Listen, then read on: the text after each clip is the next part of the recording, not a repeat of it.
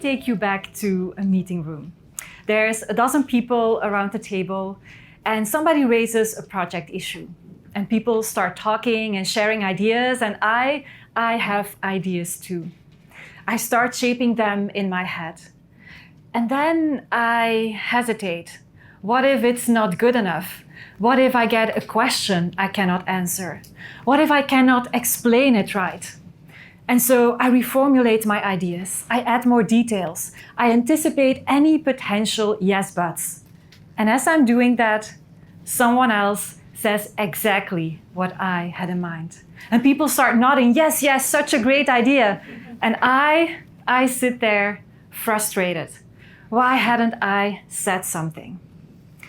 Now, fast forward a few months later. I'm in the office of my manager.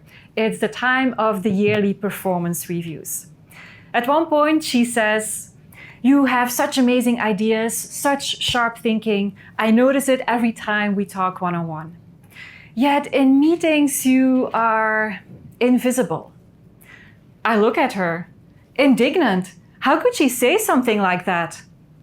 But deep down, I knew she was right.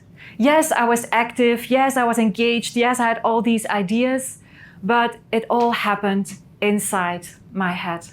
Nothing voiced out loud. And that was a hard thing to admit. Now, you might be expecting a dramatic turning point, the one meeting where I stood up and stunned the room, the one thing that changed everything forever. Well, that's not what happened. I was committed to making a change, yes, but it was a messy process.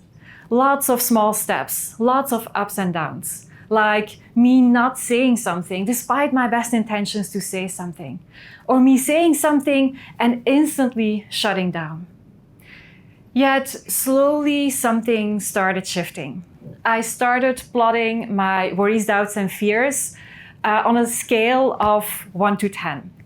And I started looking at my worries, doubts, and fears as something normal, not something wrong with me, not something to eradicate, but something to embrace and navigate. And so as I was plotting my worries, doubts, and fears on a scale of 1 to 10, with 10 being the ultimate freakout, you know, that place where worst case scenarios live. Well, as I was plotting my worries, doubts, and fears, whenever I found myself at the end of that scale, I would get to work to bring my freakout levels down. And I used plenty of ways to do so. I started creating my SOS toolbox, for example, a set of small actions and sentences I could use in case something went wrong, like me not knowing the answer to a question, or me blanking, or slides not working. And sometimes I would use these SOS tools and other times I wouldn't need them, but just having them in the back of my mind helped to bring my freakout levels down. I also started unhooking myself from perfection. I started appreciating myself for all the small actions I was taking, even when things went different than expected. I started looking at criticism not as the absolute verdict on me, but rather just an opinion. And failures and mistakes, I started looking at them as things that went different than expected. Just an event that I could put on the table, unbox, and pull insights and information from. Recently, someone told me, "I love how transparent you are. No hidden agenda." Someone else said, "You always bring this fresh perspective, going against the grain, something unexpected." And my younger self, the one sitting in that meeting room, overthinking and afraid to speak up, she would have loved to get those compliments.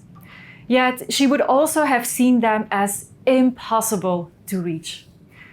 The reason I'm getting these compliments now, because I embraced the sweaty palms. I managed my freakout levels. I unhooked myself from perfection. I made my SOS toolbox, and I allowed the process of change to be messy. And so here's my invitation to you. Don't wait for the sweaty palms to go away. Don't wait for that perfect sentence, the perfect opportunity, the perfect skills. Your ideas, your views, your perspective, don't keep them inside your head. Speak them out loud, put them on the table, let them be heard, because they do make a difference, and so do you. Thank you.